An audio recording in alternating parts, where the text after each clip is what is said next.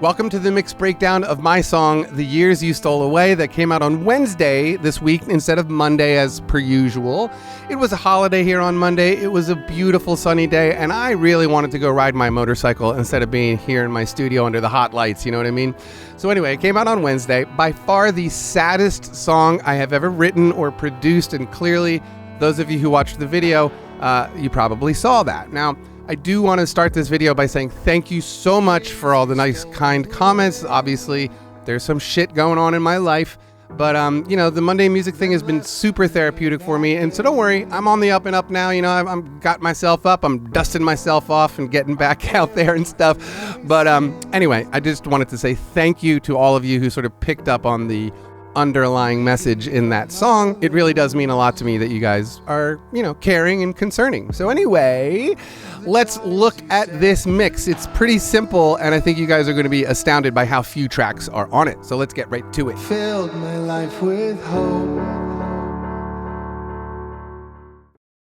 All right, here we are. Check this out. 1, 2, 3, 4, 5, 6 channels. That's all that song was comprised of. Even today, when I sat down and opened this project, I sort of forgot how bare bones it was.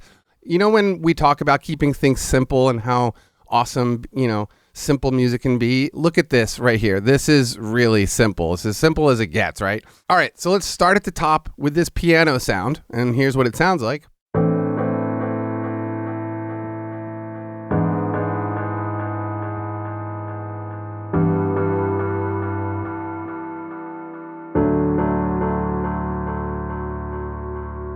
So let's mute this. Okay, so that sound is coming in through the Waves Grand Rhapsody piano, which I absolutely love. This is a beautiful plugin. If anybody out there is looking for a really great grand piano sound, buy this thing. It is absolutely gorgeous, delicious sound.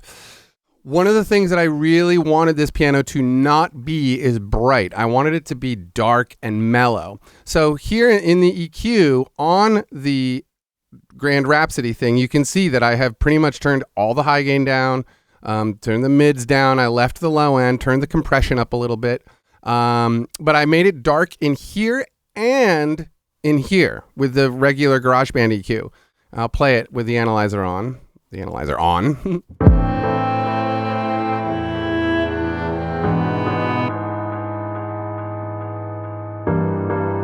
Right, if I turn this off,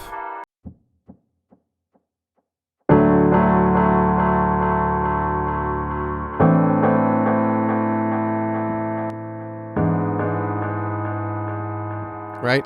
You hear that? It's just like one of those things in a piano sound like this. I wanted it to be dark. I wanted it to be moody. I wanted it to just sound different than a normal piano sound than anything I've ever used before. I usually, you know, piano is a percussion instrument. Don't forget it, people. It's a percussion instrument. There's a hammer hitting a string, and that's what makes the string move, and that's what makes the sound. So it does classify as a percussion instrument. And in this particular case, in this song, right, with this echo going on, it is absolutely positively providing a percussive background for the vocals.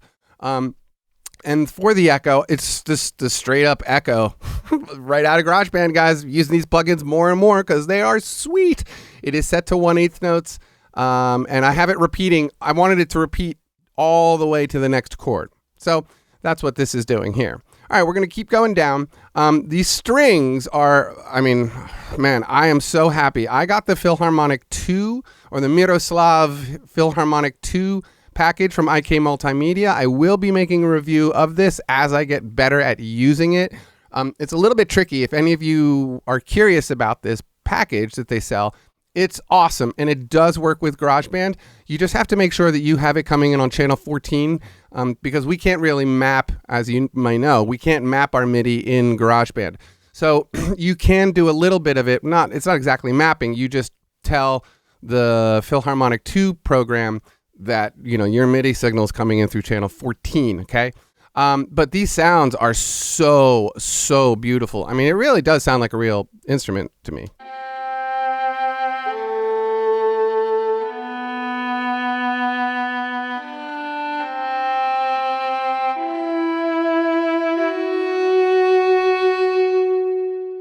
I mean, a beautiful sound. And it does sound like a real instrument because it is a real instrument that was sampled in a really beautiful room by a really great engineer, all this stuff.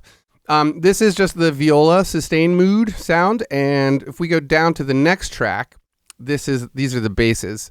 And it's 4 basses, and just to give you sort of like a more orchestral sound instead of a solo upright bass or contrabass. So combined, the two of them sound like this.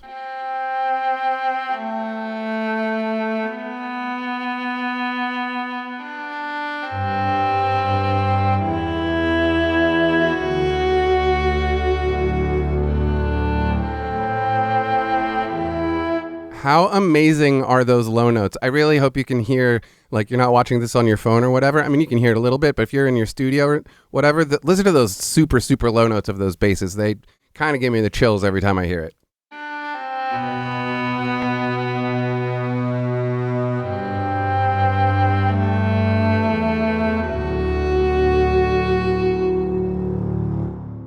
Oh, it's so... I mean, I get it even now. I'm getting a little emotional just hearing those sounds. It's just such a gorgeous, emotional sound. You know, those low basses like that. If you've never played with orchestrating for a song like this, I'll give you a quick little background here. Let's close this window and look at the parts specifically. I'm going to just use it in the player piano roll. But what you want to do when you're doing, like in this case, right? It's a viola and a bass. You got to come up with moments like I don't always want them to start at the same point, which is clearly what they're not doing here. You need to decide when you want them to be in unison, when you want them to harmonize, when you want the contrary motion to happen, right? You have a melody line going on in that viola part, and the basses need to play a bass part, but it's not like an electric bass part, right? It's more of clearly an orchestral part. So just listen to this section again, keeping what I just said in mind. Where is it harmonizing? Where is it in unison? Where is it entering? Where is their contrary motion? Where are they moving together? Okay, so keep those things in mind, and let's listen again.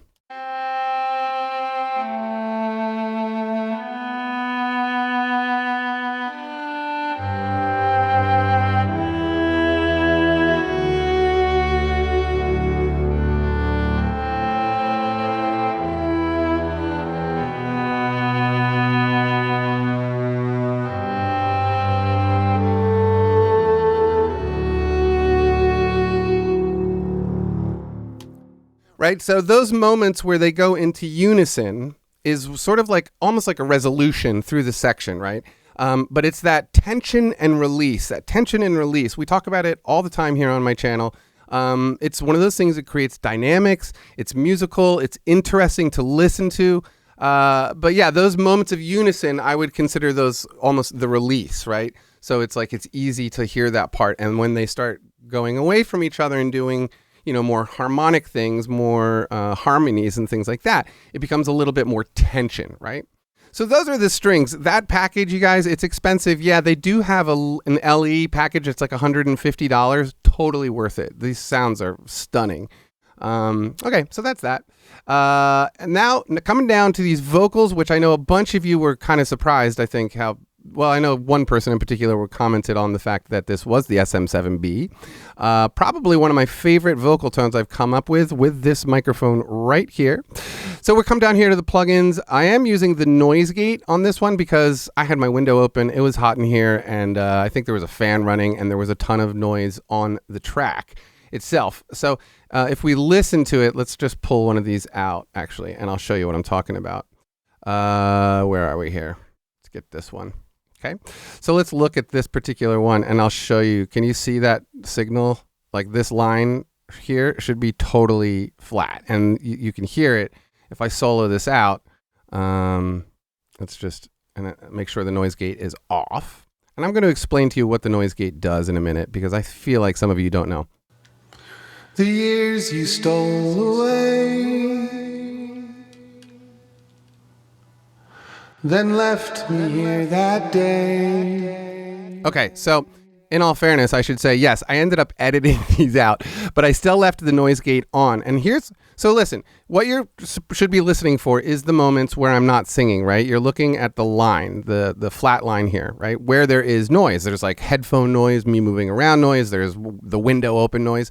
So the noise gate, think of it like a door that opens and closes. When there's signal, recorded signal, in this case, the vocal, the door is open. When that signal goes away, the door closes and doesn't let any of this garbage through the passageway, right? So you don't hear it. It's great on a very simple song like this that has tons of space where you would totally hear that headphone noise and stuff. That's why I had to go through and edit it all out, because some places the noise gate wasn't grabbing enough. The noise gate in GarageBand is very good, but sometimes a lot of times I wish it had more controls. But now let's listen to this again with the noise gate on. And it probably need to turn it up a tiny bit. Let's put it up to negative 45 dB and see what that sounds like. The years you stole away. You hear that? Here, I'll turn it off again. The years you stole away. Hear it, right? So using the noise gate is very good if you have a ton of like background noise going on in your recording that you obviously don't want, right? And you do have to be careful about that noise, because especially if it's a song with a lot of tracks, you get a compounding factor there where suddenly like it might not be so loud all by itself, but if you got 10 tracks that all have noise on them, then it gets really noisy, right? So using the noise gate, that's what it's for, to get rid of the noise in those moments, okay? Let's talk about the vocal rider, because I am using the vocal rider on this one. I don't know. I just wanted this vocal to be really well controlled. The years you stole away. I love this thing. It comes from Waves. It's pretty inexpensive. It's very good. As you know, we don't have like the ability to write automation as quickly as we'd like to, right? In GarageBand, I would have to sit here and like point by point do this, or I can just turn this thing on and it sort of helps even out some of those peaks. Now I do put it before the compressor. That way the compressor doesn't have to work as hard to compress. And so let's get down to the compressor now and look at it. Okay, so I am using the FG401, the red compressor from Slate Digital. This is a package you've all seen and love. I love this package. It is a great thing. Now, in these vocals, let's talk about what I did, because I did stuff a little bit differently than I normally do. So the 214 hertz right here, this is where I'm pulling it out at about 1.5 dB. Just a little bit of that in that 200 range, right? My voice, this room, this microphone, 200 in general, you guys know, I don't bump it up by any means. I reduce it. But I still wanted this vocal to have a bunch of warmth, right? So I come down here to around 130 hertz, right? It could be around 100 to 130, depending on your voice. And I did bump it up to about 2.5 dB, right? So it's, I wanted it to be warm, but I wanted to have not tons, but enough clarity. This is a wonderful microphone, but totally dead flat, which is basically how you're hearing it right now. There's a little bit of compression going on, but you're hearing this microphone totally flat. So it's not the brightest thing. In fact, it's got a lot of low end in it already. So I do have the high pass filter at 50. Well, it should have been at 50, but around 50, so it's at 52. But yeah, bumped it up here at 10 kilohertz.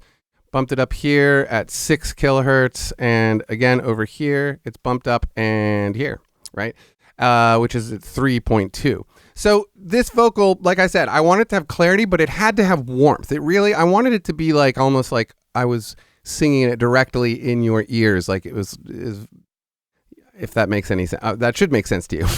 Sorry, I'm a little tired today. Big barbecue last night. I got a little drunk. It happens, Barbecue, good friends.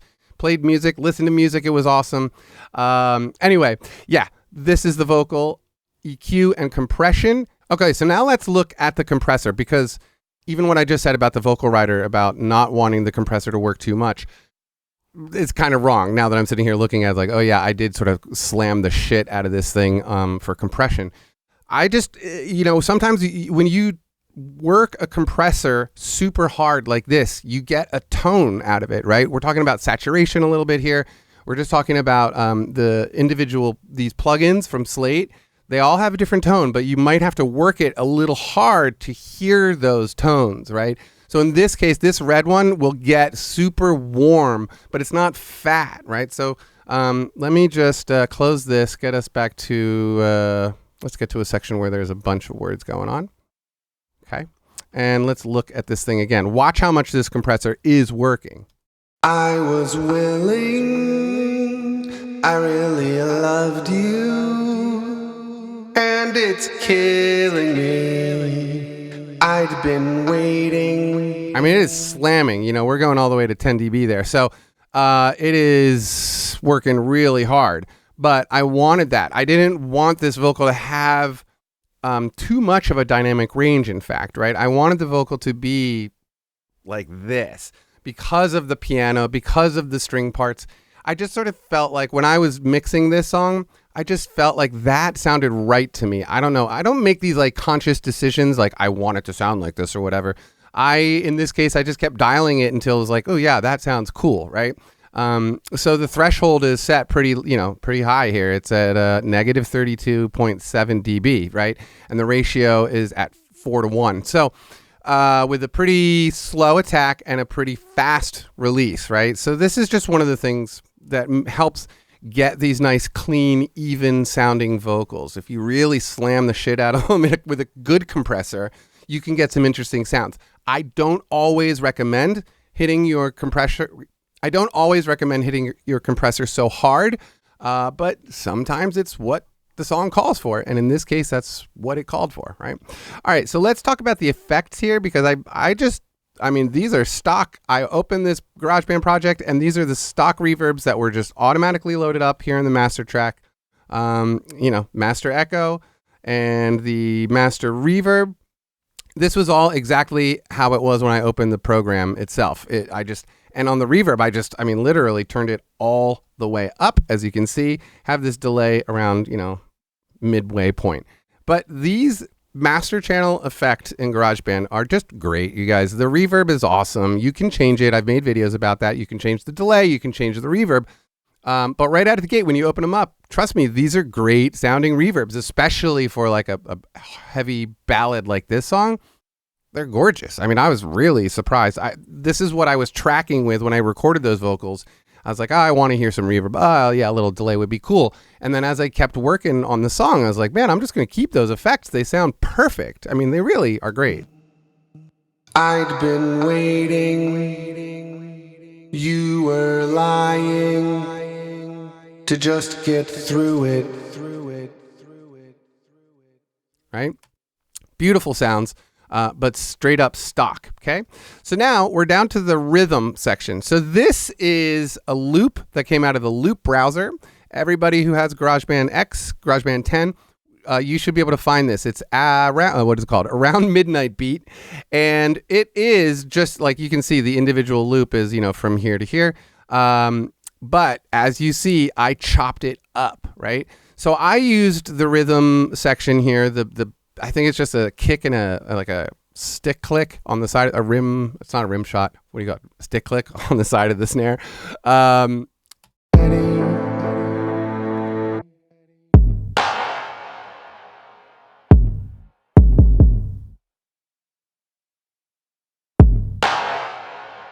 Awesome sound. I did compress this a bunch because that kick drum really does peak out a bunch in a mix like this. So I did have to compress it, and I just used the standard, kick drum one. Even though there's a snare on here, it's okay. It's okay. It totally worked. I just needed it, especially for the mastering purposes.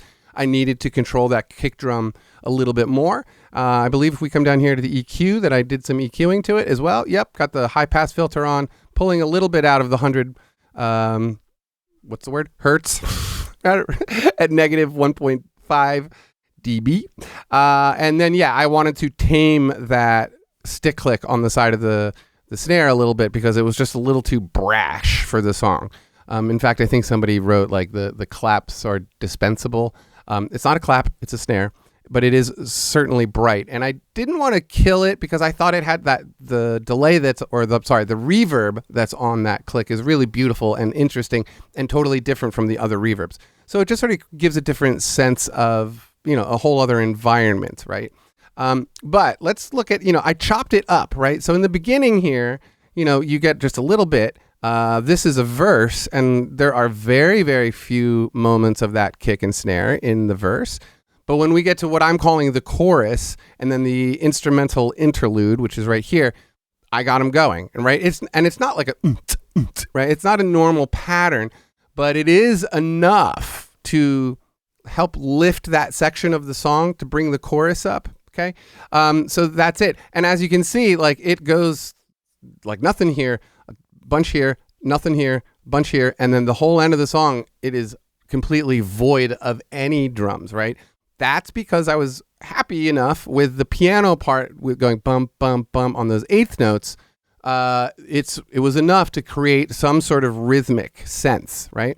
So that's what's going on with the percussion here. Not too clever, not too tricky, nothing too special, but edited heavily and then really carefully placed where I wanted it to do what I wanted it to do. Now, if we come down, this is the very last thing. This countdown is in Russian, okay? I was looking for something for a bridge section, and I stumbled across the fact that for some reason, there is a countdown from 10 to 1 in Russian in the GarageBand loop section. So I found that, and I listened to them, and I was like, that's kind of cool, because it makes sense with the lyrics that follow, where I'm like, I think I say something like, I knew the day would come, right? So to me, conceptually, when I found this countdown, it was like, oh yeah, countdown would be cool. And it's also cool that it's in a foreign language. I don't even understand what it's saying. I mean, I know what it's saying, but I don't speak Russian. But I chose that on purpose. Like, obviously I chose it on purpose, but I thought the idea of it being in a foreign language, something you don't understand, was sort of cool. It's a countdown. Yeah. Super basic. 10, 9, 8, 7, 6, 5, it's a countdown. If it was in English, it would have been a little too literal. I think if you watch the video, I'm counting down with my fingers.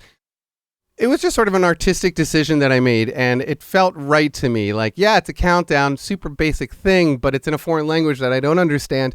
It just connected with the lyrics that come after it. So that's that. Now, I do want to quickly come down and talk about the fact, when I master these songs, it can be tricky because I'm mastering for YouTube, which does have a tendency it will reduce the low end. It will do all sorts of things to your mixes, which isn't great. But let's just look at it really quickly. I'm using, this thing, the FGMU, the Fabrice Gabriel. This is my favorite compressor out of that Slate package. If you're going to use something for mastering or vocals or whatever, this is a wonderful compressor. And it's hitting relatively hard, I believe. Let's look at this. Current pulled us apart. Yeah, watch it when that kick drum comes in. I was ready. I was willing. I really loved you. Right? So that was a major concern. That kick drum, like even when I was what I thought was done with the mix, and then I got into mastering and I was like, shoot, I really need to go back and compress that kick drum. I don't always like to go in and compress the loops because they're already compressed recordings, but in this particular case, I really needed to do something to tame it because the mix was so bare, right? It was hard to get it all balanced out, so I had to compress that kick drum as an individual. Obviously the snare's on that same track, but it is what it is. Down here, just, really basic here. I didn't even do anything, really. Look at that. A little bit of cut down here, 50 hertz. And on the low pass, it's up to, we'll just call that 15 kilohertz. I wanted it to be bright. I wanted it to have clarity, but let's 600, half a dB just to lift it a tiny bit in the low mid frequencies, right? And then the true iron is on there, not hurting it too much, not squishing it or crushing it, whatever they call it. Not too much, but just enough to make it, sound like this thing is on, because I love this plugin. And then down here, the Slate digital thing for the FGX for mastering is what I've been using, and I love it because it it doesn't let me screw up my masters. There are programs out there, like the IK Multimedia one, for example, T-Rex CS, amazing program. But there are so many options on there, and it's like I could totally go down that rabbit hole of just like, mastering can be so challenging if you don't understand gain structure. I mean, I understand gain structure. What I'm saying is the less options, the better for me. I just want something that's going to make my mix sound louder and, compress the whole thing. I don't want to go too crazy with options there. That's just the way I've been mastering for a couple of years now, that since I've had this thing, and I still do have the T-Rex program. I don't use it as much. I use it on some clients' songs every now and then. I'll use it for them, but I really don't use it on my own music because I find that it does more than I need it to, and keeping it simple is the way to go. All right, guys, so that's the mix breakdown on this song. I hope you enjoyed it. I hope you got something out of it. Remember, keeping it simple, like I just said, it's not a bad thing. I mean, this is 6 tracks, and this is a seriously deep cut, man. This is some serious stuff. You guys, when you're writing lyrics for your songs and stuff, remember to be honest. Remember to be fearless. Remember to be honest. You got to take risks. And this is one of those songs where I definitely took some risks. I knew people were going to start, I knew that people were going to start understanding what the hell's going on in my life over here. I will say this too. When I was shooting that video and the tears started rolling, I thought for a second, oh shoot, I should probably go turn off the camera and I shouldn't release this like that. And then I started thinking about it and I was like, no, this is actually pretty solid. This is good TV, man. Like this is some real stuff going on here in my life, in my heart. And it was coming out as I was recording the song and shooting the video and stuff. So I left it in there. It was a decision. It took some courage to let you guys see me cry on camera. You've been watching me for years, and I try to stay happy and chipper and all that kind of stuff. But sometimes I'm just not like that. And so you got to see a real honest moment there. And I will say, it's a sad situation, but I'm getting through it. We're both getting through it, and we will be okay, you guys. So anyway, I think that about covers all of it. I hope you got something out of this video today. If you have any questions, comments, whatever you want, leave them down below. Hit that subscribe button for me because I'm trying to get that silver play button. 10 years on YouTube, and I still don't have 100,000 subscribers. What's going on with that? It is what it is. This little baby of mine, she grows slowly. So I love you guys. Hope you're having a wonderful day. Peace and love.